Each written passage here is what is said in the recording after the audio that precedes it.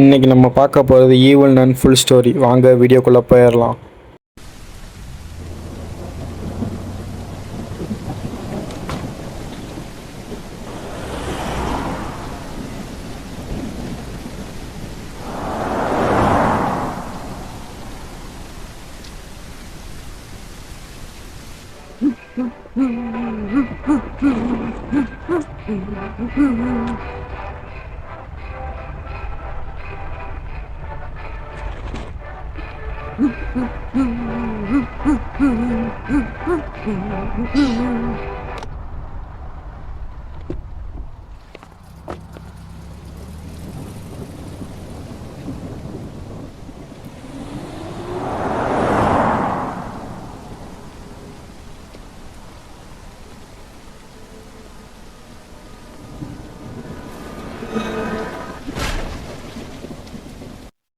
வருஷம் 1990. மைக்கேல் அப்படின்ற பையனுக்கு ஹாலிடே கேம்புக்கு ஸ்கூல்லேருந்து இன்வைட் வருது.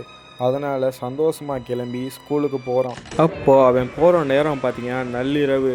அப்போது டாக்ஸியில் கிளம்பி போய்கிட்டு இருக்கான் மைக்கேல். ரொம்ப சந்தோஷமாகவே போய்கிட்டு இருக்கான்.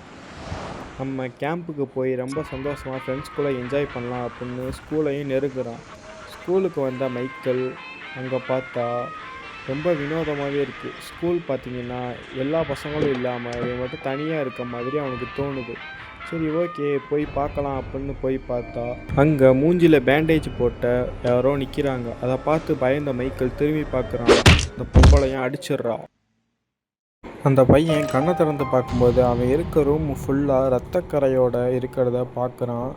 அப்புறம் செவுத்தில் வினோதமாக வரையப்பட்டிருக்கிறதையும் பார்க்குறான் மைக்கேல். அவன் இப்போ இருக்க இடத்த யார் கட்டுப்படுத்துகிறா அப்படின்னு பார்த்தீங்கன்னா சிஸ்டர் மேடலின் தான் கட்டுப்படுத்துகிறாங்க. அவங்களுக்கு ஒரு ஃப்ளாஷ்பேக் இருக்குது. சிஸ்டர் மேடலினோட ஃப்ளாஷ்பேக்குள்ளே போகலாம் வாங்க.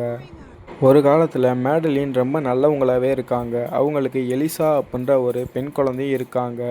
எலிசா வெளிநாட்டில் படிச்சுட்டு வரும்போது அந்த ஸ்கூலில் நடக்கிற ஒரு விபத்துனால எலிசா இறந்து போயிடுறாங்க.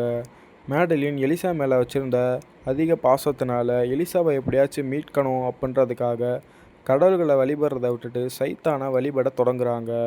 சாத்தானை முழுசாக வழிபடுறது மூலமாக நம்மளோட குழந்தைய திரும்பியும் பெறலாம் அப்படின்னு எலிசத் முழுசாக நம்புகிறாங்க. அதனால் அவங்க இருக்க அந்த ஸ்கூலை சைத்தான் வழிபடுற இடமா மாற்ற தொடங்குறாங்க மேடலின். அப்புறம் மேடலின் சைத்தானை வழிபட ஆரம்பித்தோடனே அங்கே நசரத் வராரு. அவர் அங்கே வந்து, உன்னோட வலி எனக்கு புரியுது, ஆனால் என்னால் உன்னோட அந்த குழந்தையே கொடுக்க முடியாது, அதுக்கு பதிலாக வேறு குழந்தை தான் கொடுக்க முடியும் அப்படின்னு சொல்கிறாரு.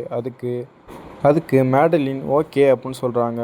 சரி, ஓகே, அதுக்கு ஒரு 3 கண்டிஷன் இருக்குது அப்படின்னு நசரத் சொல்கிறாரு. அதுக்கு ஈவில் நன் ஓகே அப்படின்னு சொல்கிறாங்க. அது என்னென்ன கண்டிஷன் அப்படின்னு நசரத் சொல்ல ஆரம்பிக்கிறாரு.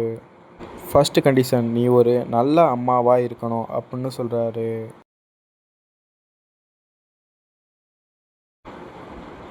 இந்த ஸ்கூலை விட்டு 40 வருஷம் நீ வெளியே போகாமல் இருக்கணும் அப்படின்னு சொல்கிறாரு.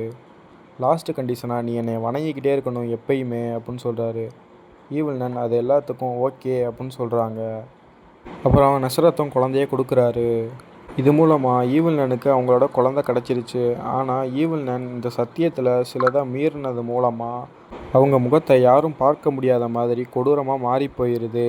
அதனால தான் ஈவில் நன் ஒன்றில் முகம் ஃபுல்லு பேண்டேஜ் போட்டு கொடூரமாக நம்மளை அட்டாக் பண்ண வருவாங்க. இதோட ஈவில் நன் ஸ்டோரியும் முடியுது. இந்த வீடியோ பிடிச்சிருந்தால் லைக் பண்ணுங்கள், ஷேர் பண்ணுங்கள், சப்ஸ்கிரைப் பண்ணுங்கள்.